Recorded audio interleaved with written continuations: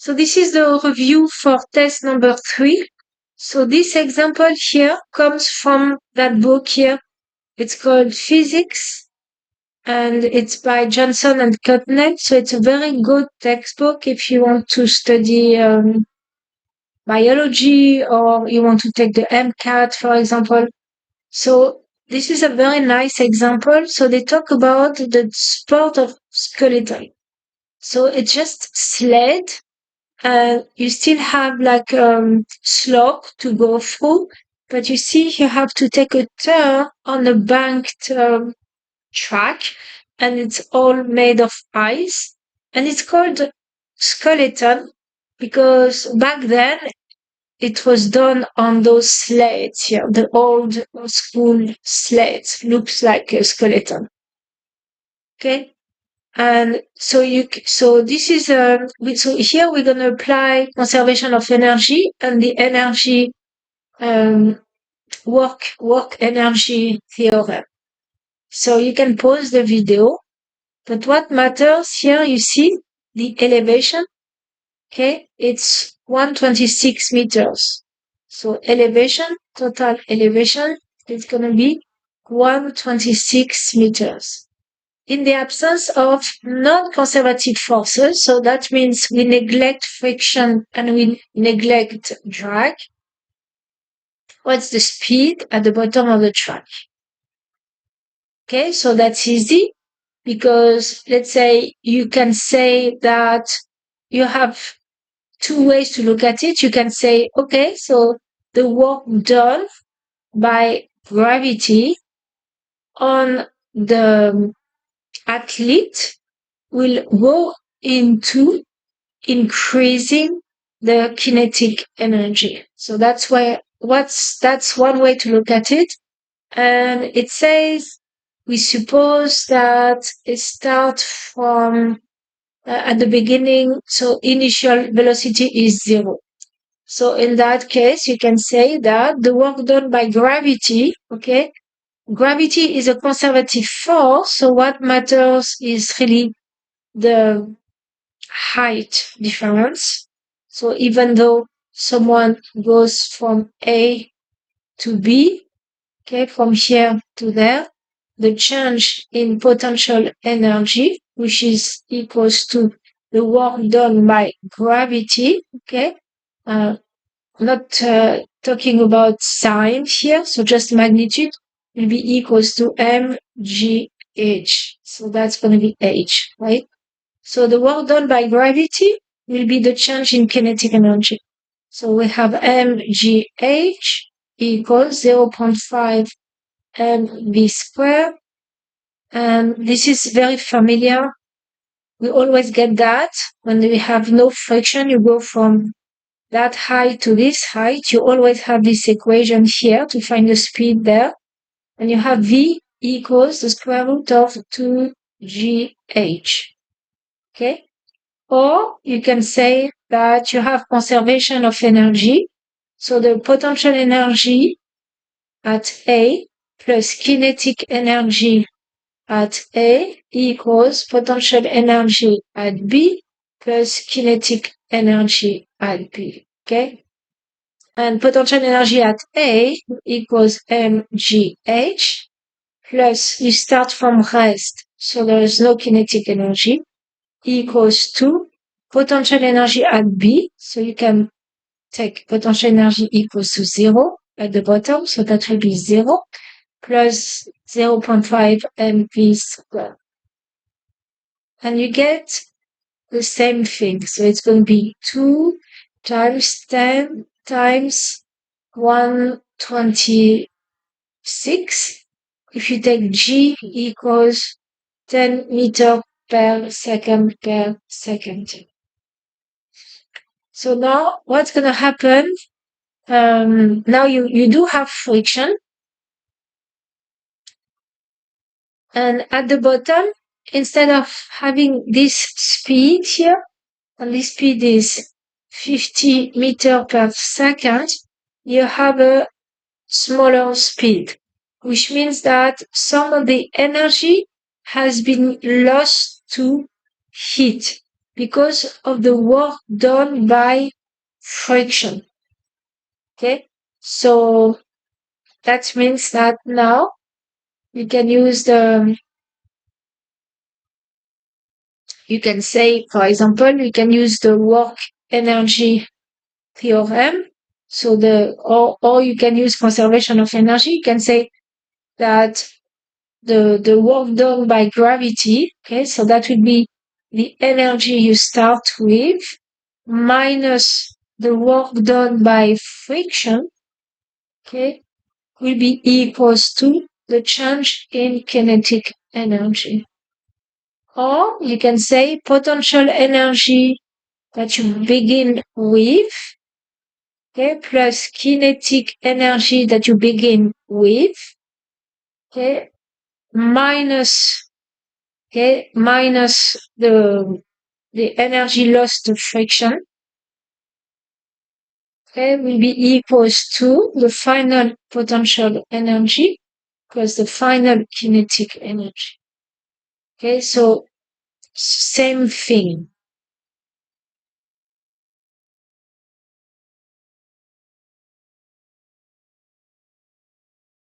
Okay, so you're gonna have one problem like this. Okay, so we can say that the potential energy at the top, so mgh minus work done by friction, non-conservative force equals to 0.5 mv squared. So the mass is 118 times 10 times 126 minus the work done by non-conservative forces equals 0.5 times 118, that will be the mass, times the speed is given. Okay? So you can solve for the work done. Okay, so that will be 1118 times 10 times 126 minus 0.5, 118 times 40.5 square. Okay, so you can factor out here whatever, you should get something. Um, you can do the computation. I think you can do it on your own. So it's going to be 118 and then factor out, so 126.10, okay, minus 0.5 times 40.5 square. So it should be 52. Right. 52,000 or 5.2 times 10 to the 4 joules. So here I have two significant values. Here I have three. You can take more if you want. Okay. So this one is easy if you remember that the acceleration due to gravity follows the inverse curve law. So for example, if you have the Earth and the radius is r, so if you are talking about the gravitational, um, the acceleration to gravity on Earth, it's going to be given by the equation. So here you have a constant. This is the mass of the Earth. That will be the distance between the mass here, the mass m, and the center of the Earth. Right? So this is the mass of the Earth. That will be the radius of the Earth. Now, if you multiply the distance from the center by 2, so distance is 2r, okay? let's say something is in orbit, although I don't think it could be that low. But anyway, the G prime here will be equals to G divided by 4 because it's an inverse square law. Okay? So if the distance is 5 times r, 1, 2, 3, 4, 5, here in orbit, you have a satellite here in orbit around the Earth. At that location here, G prime will be G over 25. Because G prime will be G, the mass of the Earth, and then that will be 5r squared. Okay? So you get the same equation, but with a 25 here at the denominator. So you see that G prime over G is going to be 25r squared. You divide by G, so you multiply by the reciprocal. Boom, boom, boom, boom. So G prime equals G over 25. So the weight here will be the pull due to gravity will be 25 times less that if you put that satellite here on Earth. Okay? So here is a typical conceptual question that should not require any computation. So if you decrease your speed from 40 miles per hour to 10 miles per hour, so you see here the speed is divided by 4. But kinetic energy is proportional to the speed squared. Okay, so the square of the speed. That means that the kinetic energy will be divided by 16. If the speed is multiplied by 4, kinetic energy will be multiplied by 16. That's why kinetic energy is deadly, because it's going to increase with the speed of the square of the speed. Okay? So the next one is very similar to the previous, the one before. It's from the book Johnson and Cutnell. And again, you are using energy conservation or the work energy theorem. So you see you have work done by gravity down the slope. Gravity is a conservative force, but then you have negative work done by non-conservative force, right? So by friction. How fast the student is going at the bottom. So you can say that energy stored at the beginning, it's going to be potential energy. So it's going to be the mass times G times height, okay, minus what is taken away by friction. So that will be heat. Okay, so it's given to you. So 6.5 times 10 to the third joule. Okay, and what is left will turn into kinetic energy. So that will be 0.5 times the mass times the speed square.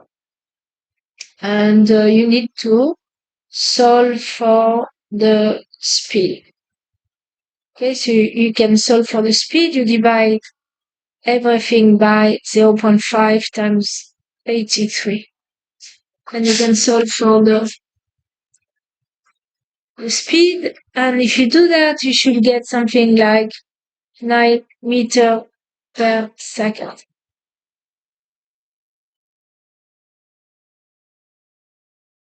So this one is conservation of energy.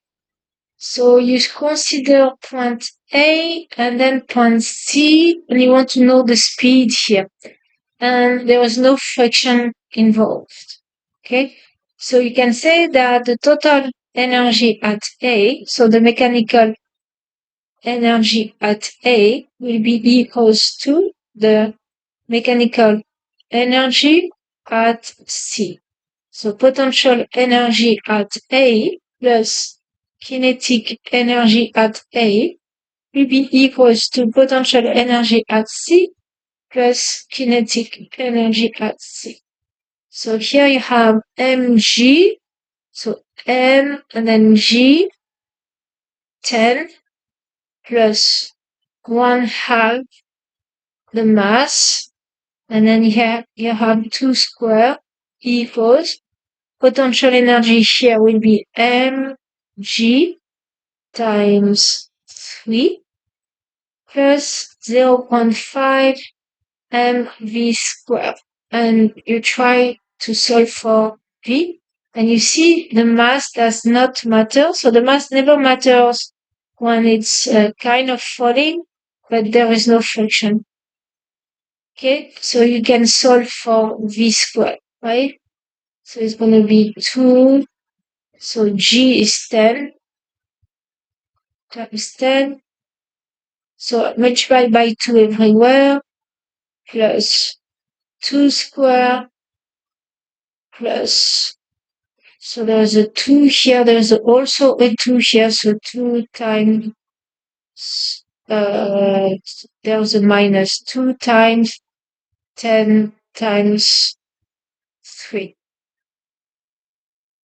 Okay, because you multiply everywhere by 2. 2, okay, and you can solve for v. You take the square root. So that's the next one. It also comes from Johnson and Chatnell, and it's also conservation of energy, but you need to do a drawing. So we have the water here. So the height, it says, is high tower. So that tower here, it's going to be 3 meters. So this is 3 meters. Okay, so this is the tower here. And it's not on scale. And then to rest, so she's gonna dive in the water and she's gonna stop around here, right? So at 1.10 meters, um, the energy here, there is no more energy, there is no more kinetic energy left.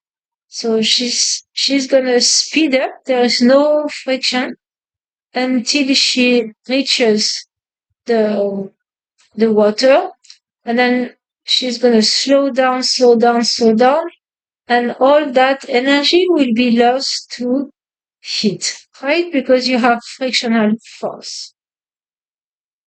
So energy to begin with, so we go from point A to point B.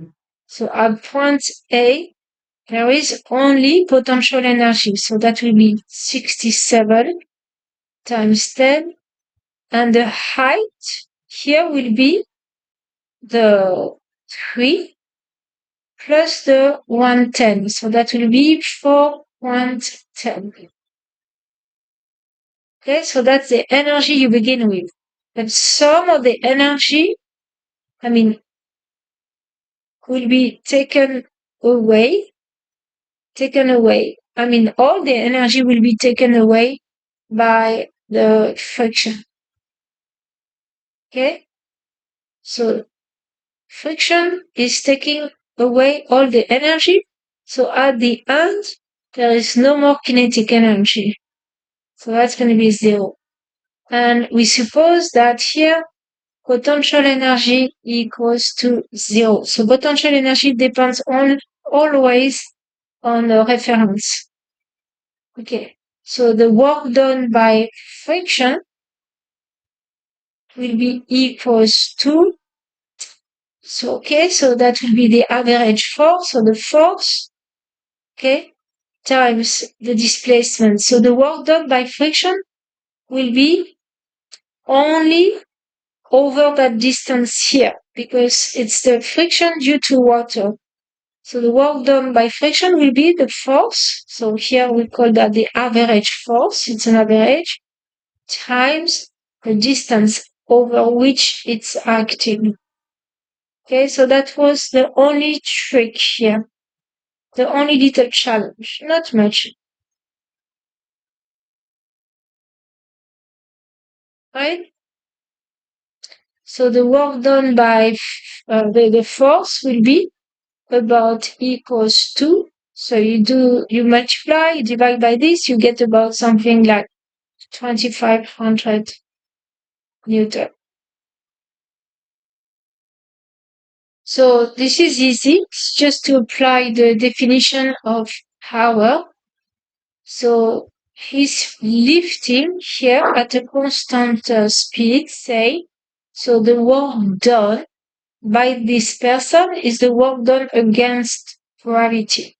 So the work done by the person on the load equals to the force he has to apply. So that will be mg times the distance over which the force is applied. So that's going to be mg times the height. And the power is the rate at which that work is done. So the rate at which energy is being delivered. So the power is work over time. So that's going to be mg h over the time elapsed. So that's going to be 25 times 10 times 2 over 30. We get something like 17 watts or 17 watts or joules per second. So it has to provide 17 joules in 1 second. Okay, another definition, sometimes it depends on the problem, will be the force. Let's say the force is constant times the average speed. So if you have a constant force, then and then you can easily compute the average speed. So you can use this equation instead. Okay, so the next one is about an inclined plane. So for the load to go from point A to point B, the person has to do work against gravity, but also against friction. Okay, so if the system is just a load here, you see the weight is straight down, so that will be mg. You're gonna have the normal force perpendicular here. You have, let's say the person is pushing in this direction here. That will be the push. And you also have the kinetic friction in this direction, kinetic friction. So you see the weight has two components. One component, as usual, is mg cosine. So it's always the component equals to the normal force. Okay, so in this case, this force is parallel. And you have a component here which is always mg sine. So it's always mg cosine, mg sine, and here you have kinetic friction. So we already talked about inclined plane. So the work done by gravity on the load. So gravity is doing negative work because it's taking away the energy. So you have to do work against it. So it will be the component, okay, here along the inclined plane. So you have to fight against that component. So it will be mg sine, okay, times the distance from A to B. A 2b. Okay, it's going to be minus mgh, right? Because sine alpha equals opposite, which is h over hypotenuse. So that work will be minus the mass, which is 5 times 10 times 2. So that's going to be minus 100 joule. Okay, so you have to do work against gravity. So that will be the work done by gravity on the load. So this is gravity. Okay, so the work done by friction is also negative.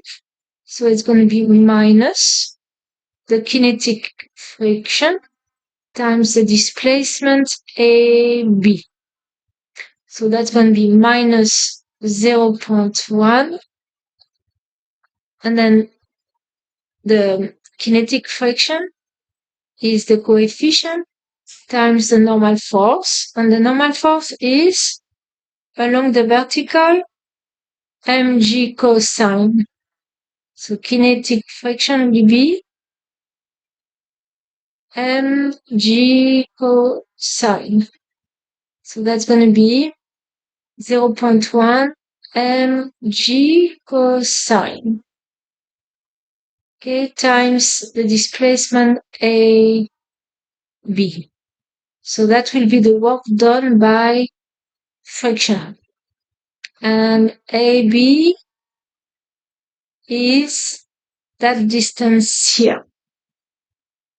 Right? So it's going to be h, so 2 divided by sine 30. So sine 30 is 0.5, so that's going to be 4 meters. So the work done by friction is going to be minus 0.1. The mass is 5, and then you have a 10, and then you have a cosine 30, and then you have a 4.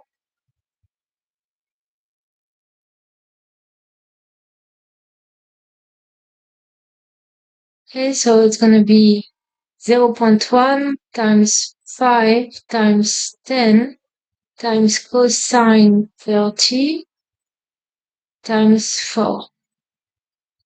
So it's going to be about 17 joules, and it's negative. So if you're moving at a constant speed, okay, you have to balance out this work. Okay, so you have to provide enough energy to balance out this. So the work done by you on the load would just be equals to 117 joules. So this one is an easy one. It's just a matter of geometry. So you have a pendulum here, and so that this is the distance L. So that's going to be also the distance L, 2 meter long. That's the bob, and it's doing its thing, swinging back and forth, right? So between the position A here and the position B, you're gonna have a height here, H. And you can say potential energy is 0 here, and then kinetic energy is maximum. Kinetic energy here is 0, potential energy is maximum. And the angle here is 60 degrees. So we want to find this height here. That's the only challenging thing here, is to be able to do a little bit of geometry.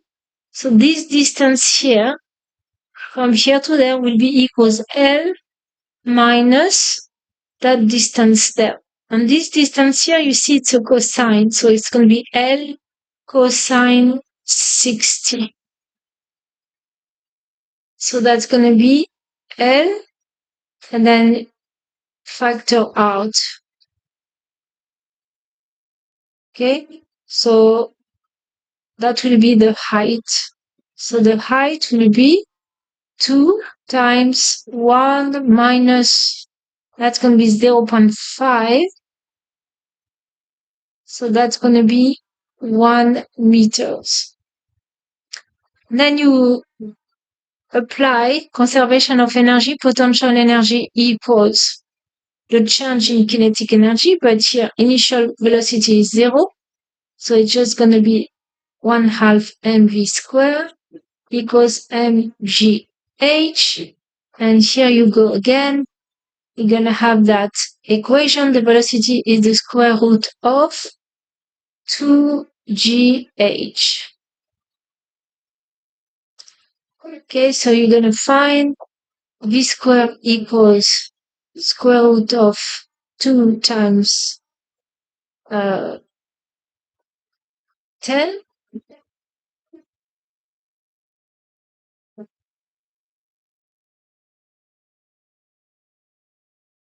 So it's going to be about, you take the square root, so 2, this is 2. Is that 2?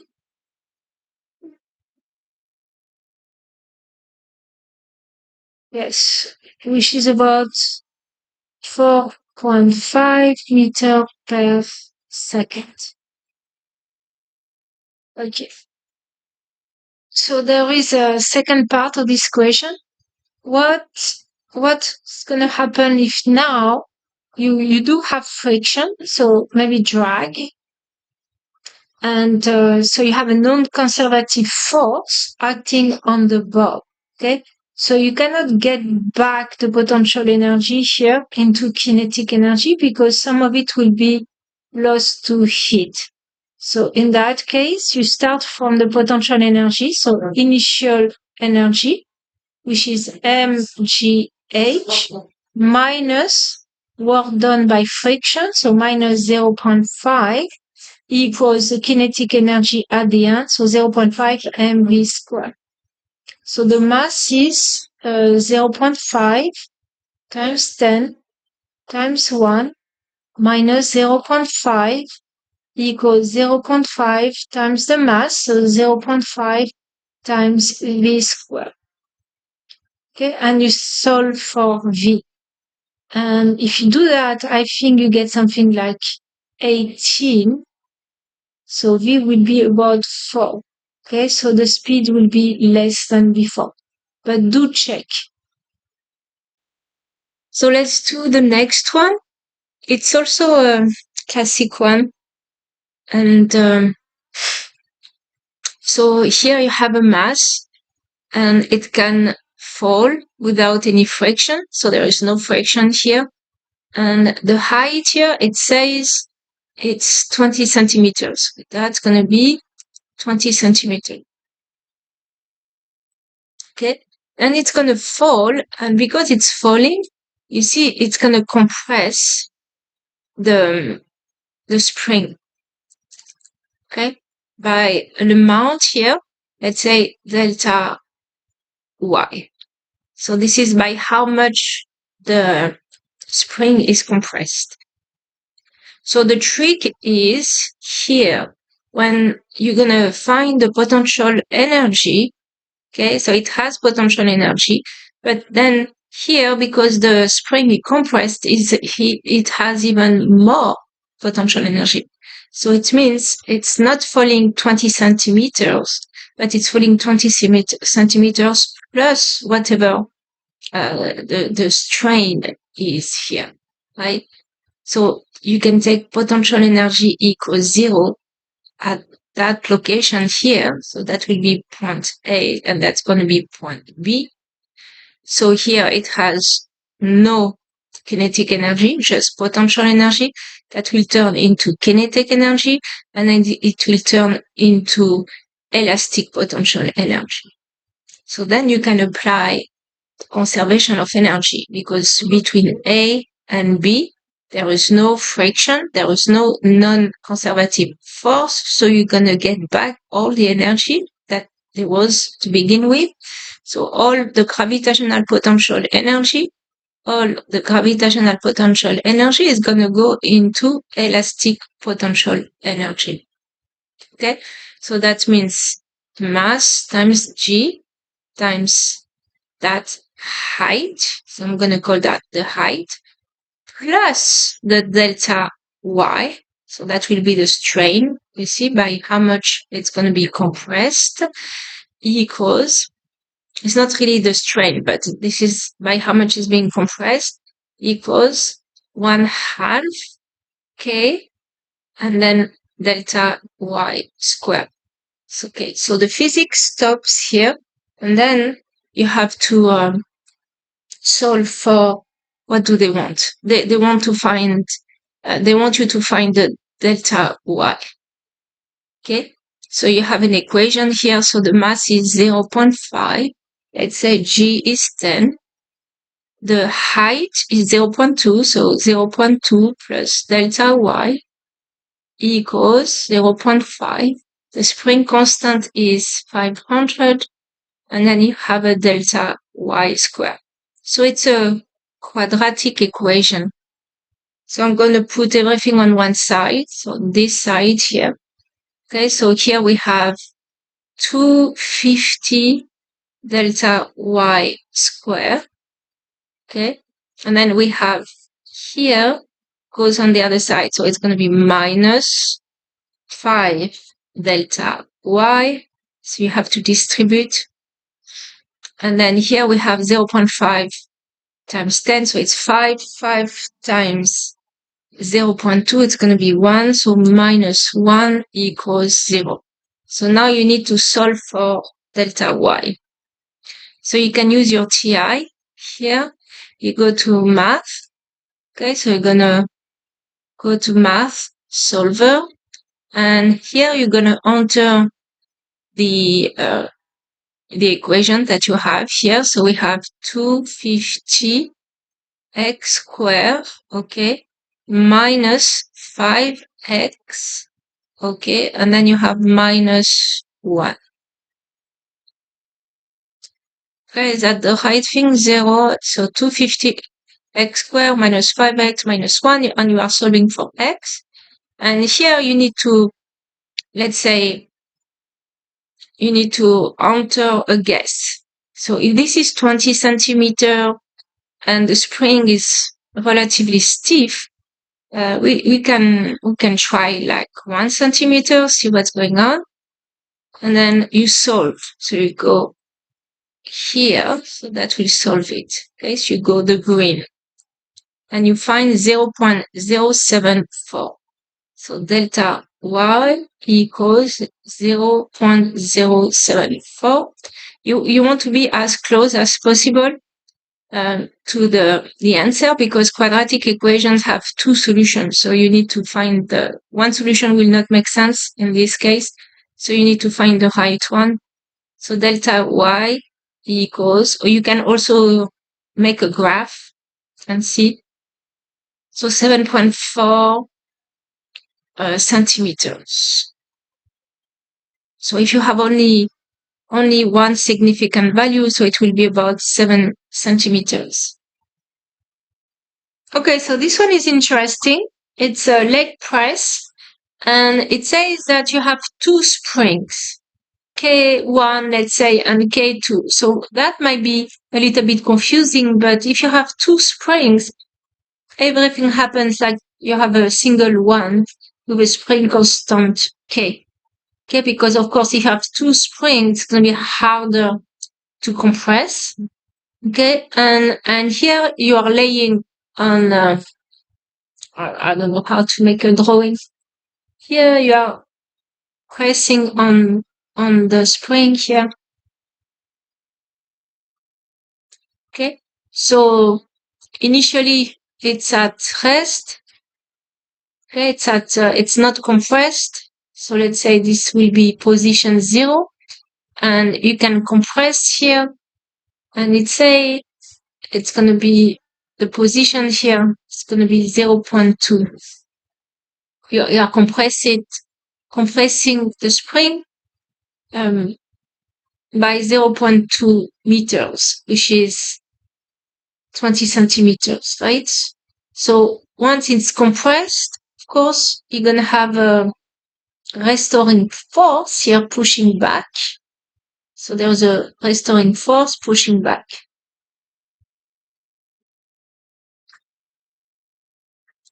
So let's say once the springs are compressed here, there will be a restoring force here pushing back. And everything happens like it's one single spring.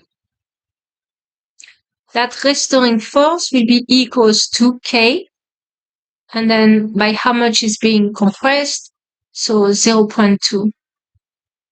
Except that I do not have K, so we need to find K, which is the equivalent spring constant for both of them. You need to find K. So what is given to you is that the work that you are doing, okay, so the work you are doing okay, that work is going to be stored into the system here. So that work will be turning into elastic potential energy.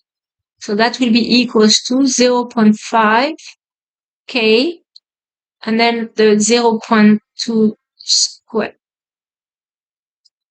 What you cannot do, because the force pushing back is changing with the distance here, it's not a constant force, so you cannot say that the work, okay, will be equals to the force, okay, x times the displacement. Okay, let's say delta x. You cannot say that, because the work done, you have to integrate from 0 to 0.2. Okay, so you have the force here and you have a dx. Okay, because that's going to change with the distance, and that's how we find it. So you cannot do that. Okay, so once you have solved this, okay, you multiply by 2 here, and then you divide by 0.2 square, and you find a spring constant of 4,000 Newton per meter. And that's going to be the equivalent spring constant for those two springs. Once you have that, you see that when the spring is compressed, you have this restoring force here. So you have F equals Kx. So that's going to be K 4,000 times 0.2. That's going to be equals to 800 Newton. Okay. Now, so from here, you're going to compress even more. So you go from 0.2 to another 0.2. So altogether, it's going to be 0.4. So you go from that position here, you compress, and now it's going to be 0.4. So here you have also, you need to be also careful, because the work done will be, okay, so you go from 0.2 to 0.4. So the force will be Kx dx. So you see that the work that you are doing is going to be stored in elastic energy. So that will be the change in elastic energy. That's going to be 1/2 K. That's going to be the final compression. So 0.4 minus the initial. Okay. So that was a little bit challenging. So the work that you're going to do will be equals to 0.4. That's going to be 4,000. That's going to be 0.4 square minus 0.2 square.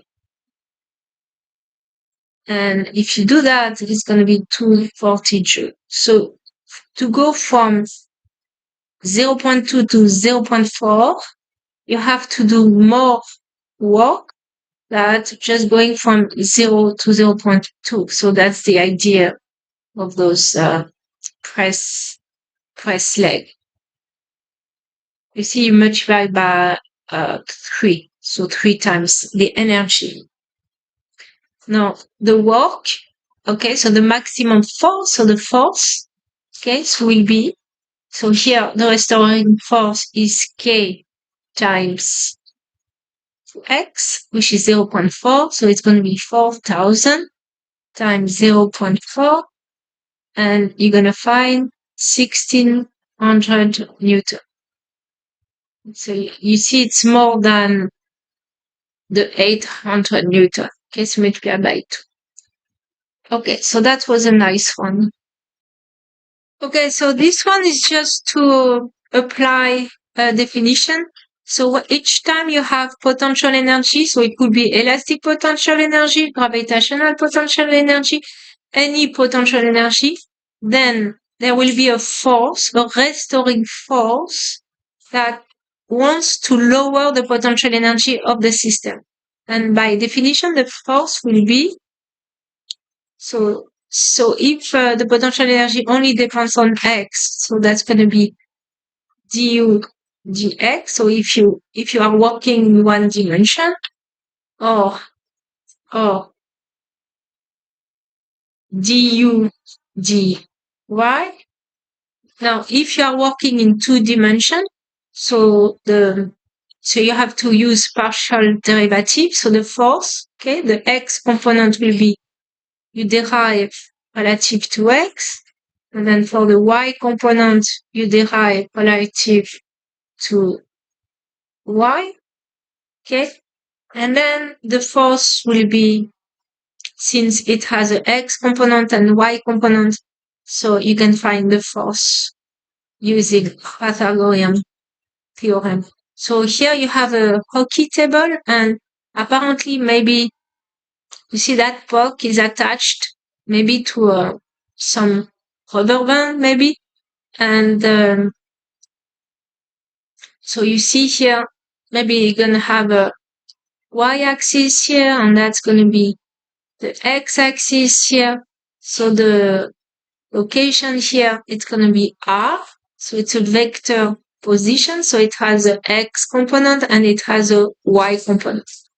So maybe because it's attached to a rubber band, when the rubber band is stretched, so when it's not, the puck is not at that position here, so then the rubber band is going to store potential energy. Okay, so you have 2 ways to do it. You can do it the long way. Okay, so you can take the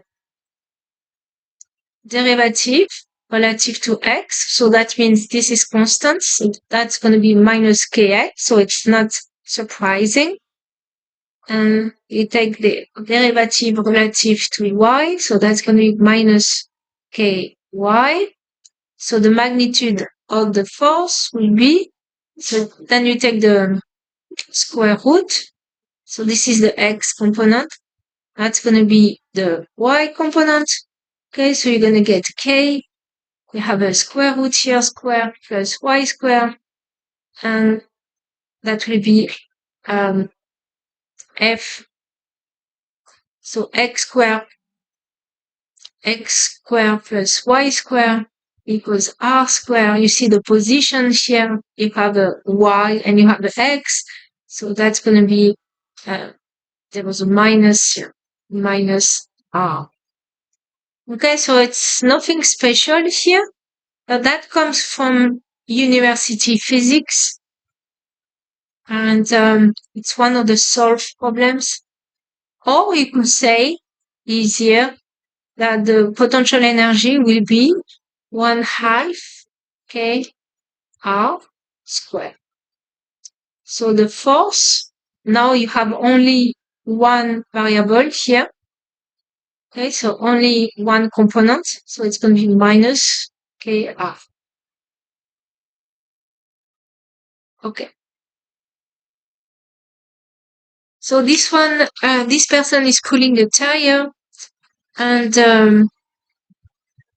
so maybe it's an exercise during a heat session, high intensity training, something like this. So here the angle here is 10.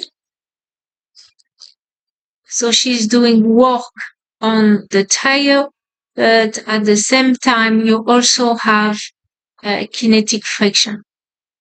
Nevertheless, she's able to overcome friction since the kinetic energy is gonna increase, right? So all that energy that she's putting in the system, some of it will be lost to heat because of friction. Now, that force here has two components. It has a Y component. So that Y component is balancing out, is working with the normal force here to balance out the weight. And if you pull up, you decrease the friction, so that's a good thing. And it's only the Y component that is doing the work, right? Only the Y component is doing the work. So the work done by the lady will be the work done by the X component. So work you multiply by the distance. So distance is 5 meters. So times distance delta X. Okay, so let's say this way is plus, okay, minus the work done by friction. So that will be kinetic friction. Okay, times the displacement delta X equals, so I'm using the work kinetic energy theorem. So that's going to be, so that will be the work by friction actually. Will be equals to 0.5. The mass is 80. And then you have, yes, final velocity minus initial velocity. So that will be the change in kinetic energy, and we are solving for this. So that X component, it's going to be, so the magnitude here is 150. So it's going to be 150 cosine 10 times 5 minus the work done by friction. That's what we want to find out. And it's still gonna speed up a little bit. So it's gonna be 2 square final speed minus 0.5 square. Okay, so you need to, you want to solve for the work done by friction. And so you need to work this out. So you're gonna get, this is 739 here. That's gonna be 150. Okay, so the work done by friction, you want to make sure this is correct. It's gonna be about 590 joule. So the next question is, what's going to happen if the force is parallel? So if the force is parallel with the same friction, so the work done will be more, so you can speed up more. So just to clarify, in the previous problem, the work done by friction is negative, right? It depends how I put the magnitude. So the magnitude was 590 joules, but the work done is actually negative. So in this problem here, you just want to, it's a conceptual equation, just to draw the force here when the little boy is here. Center of mass is there. And so if he has potential energy turned into kinetic energy, then in potential energy. So what are the forces involved? So you have the weight, mg, at the bottom, but you also have the tension. And the tension has to be larger than the weight because it needs to provide the centripetal acceleration. So it's always, you always take here that direction toward the center to be positive. Okay. So the centripetal acceleration is positive. R. R is the length of the string.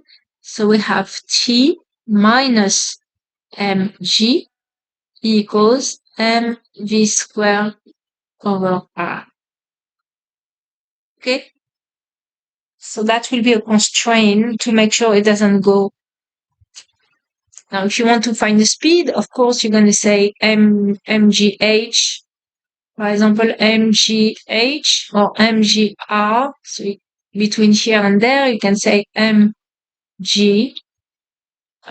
So it goes from here to there equals 0.5 mv squared.